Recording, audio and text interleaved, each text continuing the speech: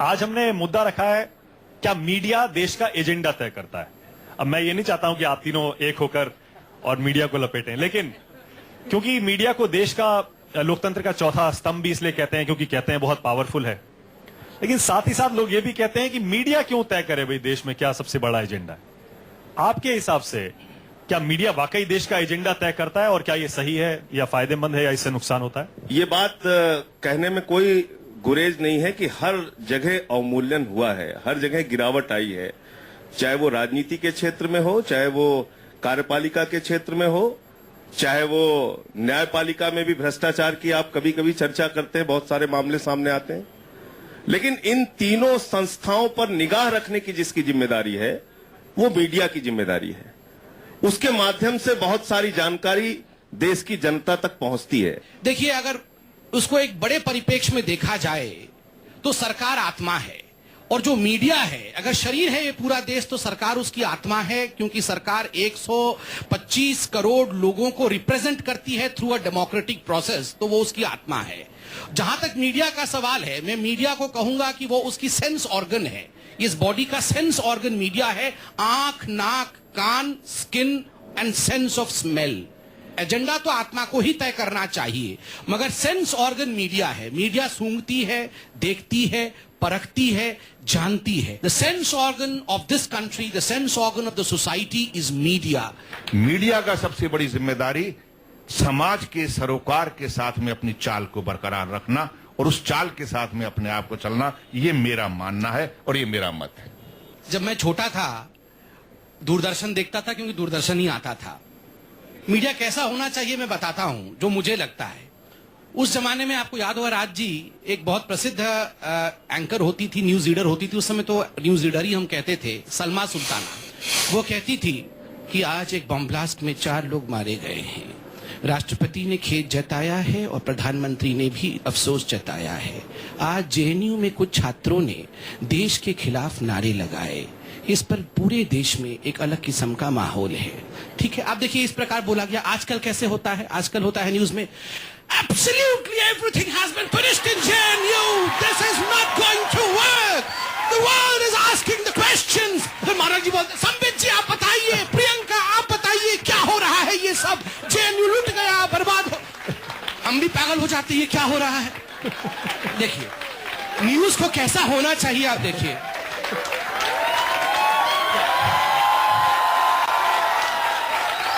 News को कैसा होना चाहिए? न्यूज को तटस्थ होना चाहिए। बम फट गया, बिल्कुल एक मोनोटोनस वॉइस में न्यूज को बोल देना चाहिए कि बम फट गया है, लोगों हताहत हो गए हैं, पाकिस्तान का हाथ इसमें लग रहा है, इसमें हम जांच कर रहे हैं। कोई सवाल मीडिया से रिलेटेड? जो भी सरकार सत्ता में आती है वो देश के शिक्षा संस्थानों में अपने राजनीति की स्याही जरूर घोलना चाहती है। शिक्षा संस्थानों को राजनीतिक विचारों को अड्डा ही बना रहने दे। आखिर क्यों आजकल उन्हें राजनीतिक मंच बना दिया जा रहा है? देखिए आपका ये वाजिब प्रश्न था, चूंकि आप मेरी तरफ देख के बोल रहे थे तो मैं ही उत्तर दे देता हूँ। तीनों पार्टी से तो तीनों ही दे देंगे, तीनों दे देंगे। अब देखिए इसमें कोई दो मत नहीं है कि जब से राजनीति का आविर्भाव हुआ है तब से शिक्षा संस्थानें हो चाहे गुरुकुल हो, वहां से राजनीति उपजती रही है। चाहे आप द्रोणाचार्य के समय में भी चले जाएं तो आप देखेंगे कि पांडवों और कौरवों की राजनीति वहां आरंभ हो गई थी। और आज भी शायद आप जेएनयू की तरफ और डीयू की तरफ इंगित करते हुए ये सवाल मुझसे पूछ रहे हैं। सबसे बड़े समय तक किसकी सरकार हिंदुस्तान में रही ये बताने की आवश्यकता नहीं है। तो स्वाभाविक रूप से सबसे बड़े समय तक हिंदुस्तान में शिक्षा संस्थानों पर अपने लोगों को कायम करना, अपने लोगों के विचारधारा को आगे बढ़ाना, ये किसके हाथ में रहा ये मुझे बताने की आवश्यकता नहीं है। हम अभी हाल फिलहाल में 2 साल में सरकार में आए हैं। विगत 5 वर्षों में जब हम वाजपेयी जी के समय में रहे, उस समय किसी प्रकार से किसी भी संस्था के ऊपर हमने कोई कब्जा किया हो ये बात आज तक हमने सुना नहीं है, ना आपने सुना होगा। जहां तक जेएनयू में जो हो रहा है, कब्जे की बात आप लोग कर रहे हैं कि किसी एक पर्टिकुलर विचारधारा को कब्जा किया जाए। 1 महीना हो गया, मैं कल भी आपके डिबेट में बता रहा था मानक जी कि 9 फरवरी को यह काम हुआ था जब नारेबाजी जेएनयू में हुई थी, और आज 10 तारीख हो गया। 1 महीना पूरा चला गया है। एक महीने में हम कितने डिबेट कर रहे हैं, कितना समझने की कोशिश कर रहे हैं कि जेएनयू में जो हुआ वो ठीक हुआ या गलत हुआ। भूल जाइए कि आप जर्नलिस्ट के स्टूडेंट हैं, मैं भूल जाता हूं, मैं पॉलिटिशियन हूं, आप भूल जाइए आप एंकर हैं। 2 मिनट की आंख बंद करके बैठ जाइए और सोच लीजिए कि क्या क्या हुआ, वो ठीक हुआ या गलत हुआ। किसी और देश में ये हो सकता है कि नहीं हो सकता है, आपको उत्तर खुद ही मिल जाएगा। मुझे लगता है बहुत डेलिब्रेशन की आवश्यकता नहीं है। तब तक जंग जारी रहेगी जब तक हिंदुस्तान की बर्बादी हो, तब तक जंग जारी रहेगी जब तक हिंदुस्तान के 100 टुकड़े हों। ये केवल हिंदुस्तान में ही हो सकता है कि हम ये सब बातें कर सकते हैं और उसके बाद डिबेट भी कर सकते हैं ये ठीक है कि गलत है। आप खुद सोच लीजिए, उत्तर आपको खुद ब खुद ही मिल जाएगा। बाकी विश्व में कहीं ऐसा नहीं होने वाला है। क्योंकि अब ये बात राजनीतिक तौर पे घुमाने की कोशिश की जा रही है, तो थोड़ा इसको खुल के चर्चा करनी पड़ेगी। जैसे संबित जी ने कहा कि बहुत साफ वहां नारे दिखे, देश विरोधी नारे दिखे, भारत के टुकड़े होंगे के नारे दिखे। भारत के टुकड़े होंगे के नारे जिन्होंने लगाए, जो ये नारे का जिसका जिक्र आप लोग बार बार टीवी चैनल पे बैठ के करते हैं, आज कहां पकड़े गए वो लोग? सवाल तो यही बार बार आपसे पूछा जा रहा है। जिन लोगों ने मुंह पे पट्टी बांध के वहां नारे लगाए कि भारत की बर्बादी के तक जंग जारी रहेगी, भारत के टुकड़े होंगे, उन लोगों को अब तक आपकी पुलिस क्यों नहीं गिरफ्तार कर पाई? इस बात पे अपना फेलियर मानिए आप, पहली बात। दूसरी बात यह है कि मुझे आपत्ति है इस बात पे कि आपकी सरकार देशभक्ति का प्रमाण पत्र बांटती है छात्रों को। उनके हिसाब से बोलिए तो देशभक्त हैं, उनके हिसाब से आप नहीं बोलते हैं तो आप देशद्रोही हैं। आप कौन होते हैं देशभक्ति का प्रमाण पत्र बांटने वाले? तिरंगे पे आप देशभक्ति का प्रमाण पत्र बांटते हैं। तिरंगे के बारे में आपका खुद का इतिहास यह है कि जो आपकी मातृ संस्था है राष्ट्रीय स्वयंसेवक संघ, उस राष्ट्रीय स्वयंसेवक संघ पे आज मैं आपके चैनल पे जिम्मेदारी से बोल रहा हूं, 52 साल तक नागपुर के आरएसएस के मुख्यालय पे तिरंगा झंडा नहीं फहराया गया। आप देशभक्ति का प्रमाण पत्र बांटते हैं। आप देशभक्ति का प्रमाण पत्र बांटते हैं वो लोग जिन्होंने 1929 में लाहौर के अधिवेशन में तिरंगे का विरोध किया। आप कहते हैं कि मुझे देश से प्यार है, देश के लोगों से प्यार है। अफजल गुरु के विरोधी कौन लोग हैं वो बताएं। आपके एक सांसद ने, अनुराग ठाकुर जी ने बाकायदा विरोध प्रदर्शन किया इस बात को लेके कि अफजल गुरु के साथ खड़े हो या अफजल गुरु के खिलाफ खड़े हो। मैं संबित पात्रा जी अपनी पार्टी की ओर से कह रहा हूं, संसद पे हमला करने वाले अफजल गुरु के खिलाफ हम लोग खड़े हैं। कृपा करके आप इस टीवी चैनल पे ये बताएंगे बच्चों के बीच में कि अफजल गुरु को शहीद मानने वाली पीडीपी के साथ आप सरकार बनाने के लिए तैयार हैं? आप मंत्री, आपको उप मुख्यमंत्री का पद मिले, आपको लाल बत्ती की गाड़ी मिले, आपको मंत्री का पद मिले, आपको जम्मू कश्मीर में सरकार बनाने का मौका मिले, तो आप देशभक्ति से समझौता कर लेते हैं। कैसी है देशभक्ति आपकी? 52 साल तक आप तिरंगा झंडा नहीं फहराते, आपको तिरंगे का सम्मान नहीं है। आपने इस देश, अभी आपने कहा लोकतांत्रिक ढंग से विरोध करने का अधिकार होना चाहिए। माफ कीजिएगा संबित पात्रा जी, आपके मुंह से ये बात सुन के अच्छी नहीं लगती है जिस पार्टी के अंदर लव जिहाद पे आदित्यनाथ देश के अंदर बवाल खड़ा करने की बात करें, जिस पार्टी के लोग, जिस पार्टी के समर्थक वैलेंटाइन डे पे बच्चे बच्चियों को पार्क में पकड़ के पीटने का काम करें, आपके मुंह से ये बात शोभा नहीं देती। मैं आपको याद दिलाऊं, आप जर्नलिस्ट के स्टूडेंट हैं, इस इतिहास को जरूर जानते होंगे।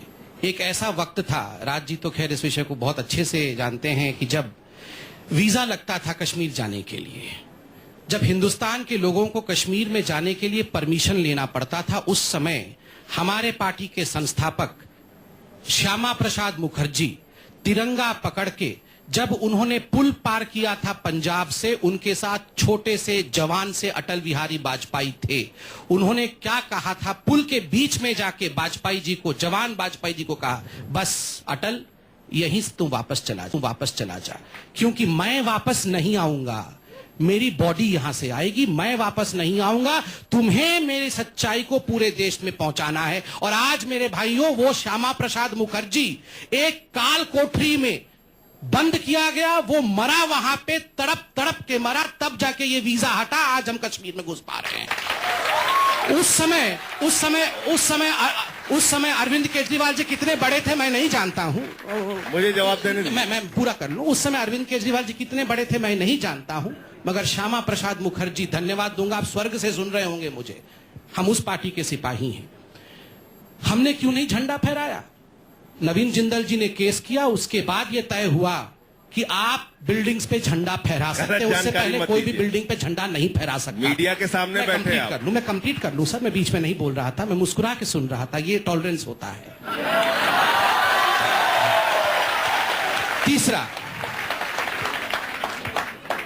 तीसरा आपने कहा कि यूनिवर्सिटी के नौजवानों को, जिन्होंने मोदी जी को बनाया, उनको हम ना भड़काएं, उनके खिलाफ काम ना करें। बिल्कुल सच्चाई, मोदी जी को नौजवानों ने ही बनाया है, क्योंकि वो उनकी ताकत को पहचानते हैं, उनसे कोरिलेट करते हैं। नौजवानों को आप एक ब्रश से पेंट मत कीजिए। कितने नौजवान इस रूम पे हैं, मैं पूछता हूं, जो कहेंगे अफजल हम शर्मिंदा है, तुम्हारे कातिल जिंदा है?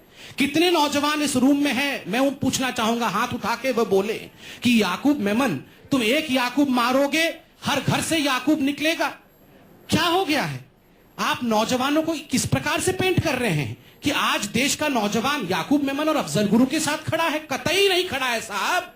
अरविंद केजरीवाल और राहुल गांधी जाके उन कुछ नौजवानों के साथ खड़े हो सकते हैं जो देश के आतंक फैलाने का काम करने वालों के साथ खड़े होकर नारेबाजी करते हैं। मोदी जी उनके साथ नहीं खड़े होने वाले हैं। और मैं आपको बता दूं, नौजवानों, मैं आपको एक बात बता दूं, हम आज इतनी बड़ी पार्टी बन के आए हैं, हम हार जाएंगे, जीरो हो जाएंगे, मगर कश्मीर पे कॉम्प्रोमाइज नहीं होने देंगे।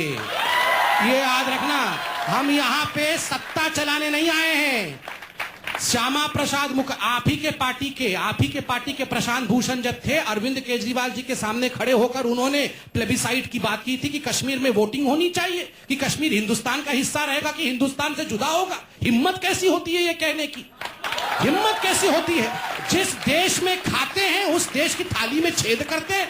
हमें सत्ता नहीं चाहिए, सत्ता आज ले लीजिए, सत्ता जाए सो जाए, मगर कश्मीर, मैं आपको प्रतिज्ञा करता हूं, बहुत छोटे पायदान पे खड़ा हूं, राजनीति के सर कटा दूंगा, मगर कश्मीर इस देश से अलग नहीं होगा। यही कहना चाहता हूं संबित पात्रा जी कि आपकी पार्टी के नारे मेरे कानों में आज तक गूंजते हैं, जहां हुआ बलिदान मुखर्जी वो कश्मीर हमारा है। ये नारे आपने लगाए थे, मुझे याद है, आप भूल गए होंगे। और आप किस पार्टी के साथ खड़े हैं? जो पार्टी कहती है पीडीपी कि कश्मीर के अंदर अपना सुप्रीम कोर्ट होना चाहिए, जो पार्टी कहती है राज्यपाल का चयन वोट से होना चाहिए केंद्र सरकार से। राज जी की पार्टी भी उसी पीडीपी के साथ खड़ी थी। वो उसका जवाब राज जी देंगे। हाँ, मैं कह रहा हूं, ये भी उसका जवाब राज जी देंगे, ये मेंशन कर उसका जवाब राज जी देंगे। पीडीपी ने कहा देश का सुप्रीम कोर्ट कश्मीर के अंदर बनना चाहिए अपना। उन्होंने यहां तक कहा है पाकिस्तान की करेंसी भी कश्मीर के अंदर चलनी चाहिए। और पीडीपी का स्टैंड रहा है मान्यवर कि जो पाक ऑक्युपाइड कश्मीर है, जिसको हम कहते हैं पाकिस्तान अधिकृत कश्मीर, वो पीडीपी कहती है वो पाकिस्तान शासित कश्मीर है। वो पीडीपी कहती है अफजल गुरु हमारे लिए शहीद हैं। वो पीडीपी कहती है कि अफजल गुरु का जुडिशियल मर्डर हुआ है। मैं इनके ऊपर कुछ नहीं कहूंगा। आरएसएस को अंग्रेज मजाक में कहता था। आरएसएस का मतलब क्या था आज राष्ट्रीय स्वयंसेवक संघ कहते हैं। मैं उसके बारे में कोई टिप्पणी नहीं करूंगा। 1924 से शुरू हुई है ये। 1924 में उधर ग्लोबल शुरू हुआ, हिटलर शुरू हुआ, यहां पर आरएसएस, और उसके बाद में इस आरएसएस को क्या कहा जाता था? रॉयल सीक्रेट सर्विस, अंग्रेज मजाक में कहता था। आई एम सॉरी, नहीं, माफी चाहूंगा। वो ये तथ्यों की बात नहीं है, जैसे रॉ।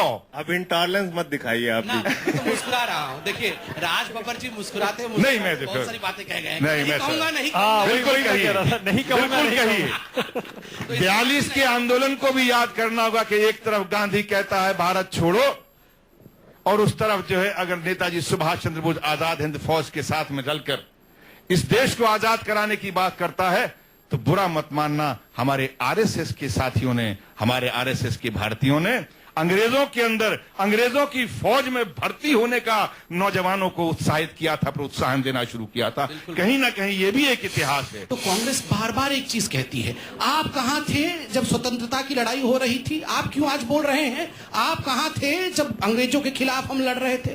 तो मैंने एक बार यूं ही पूछ लिया, और मुझे लगता है जर्नलिज्म में ऐसे 4-5 शब्दों को जोड़कर छोटा सा जुमला बना ही लेना चाहिए, बहुत तीक्ष्ण प्रहार करता है।